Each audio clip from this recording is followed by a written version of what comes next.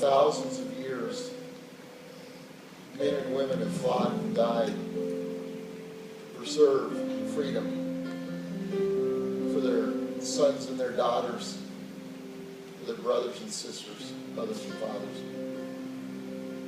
Walked through a cemetery recently that had graves of those that had died too young, defending the freedom of their country.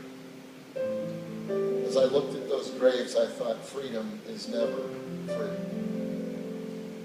And what we have seen tonight, and there will be more, but we've seen a portrayal of the cost of spiritual freedom.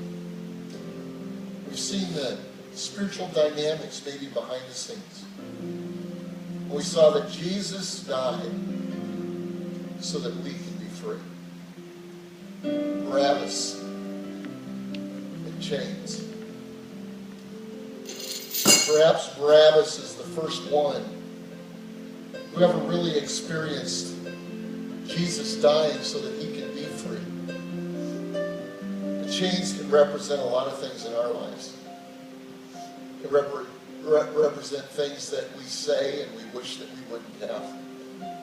It can represent things that we do and wish that we didn't. It can represent things that we do to our bodies and we regret it in the night. When Jesus came, that we could be free, spiritually free. He saw the whip that the centurion laid at the cross. And maybe that whip represented his past. It's a tool that he used, and maybe he saw that Jesus really was who he said he was, that he came to forgive our past. There are some of us that need to see this and know that whatever we've done, wherever we've gone,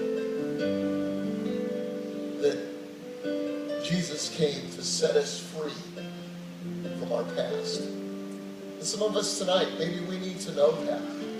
Maybe there are some things that we're ashamed of, and we need to know that Jesus came for our freedom from our past, and He's forgiven us. And of course, the cross represents hope.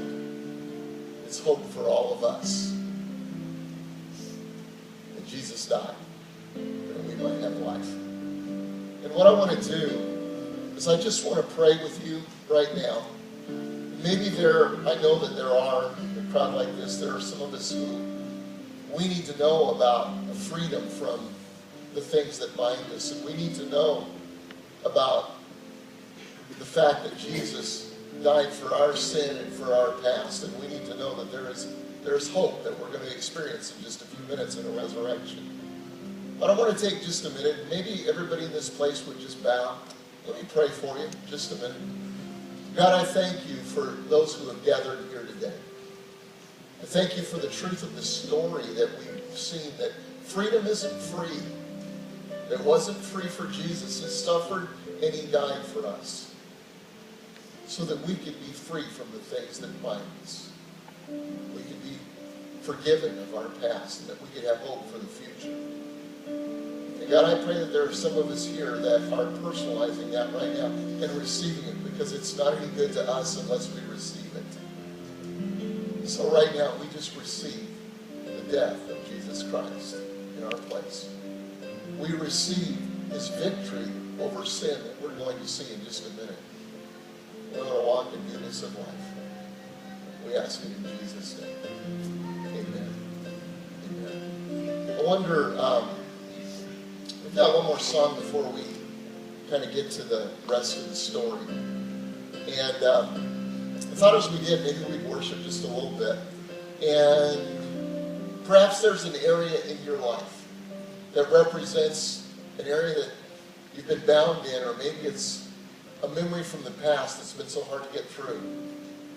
Maybe you want to just do something physical with it. You want to go to the cross. Maybe you want to join me. There's a cross on either side of the stage.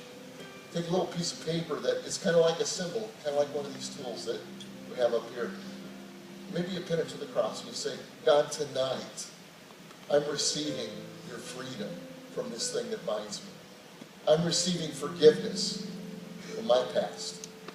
And I'm receiving hope for the future. And we've got prayer teams, too, that would love to pray for you. They're going to be over on either side also. Let's just take a few minutes just to worship God and just to reflect on what Jesus did for each one of us.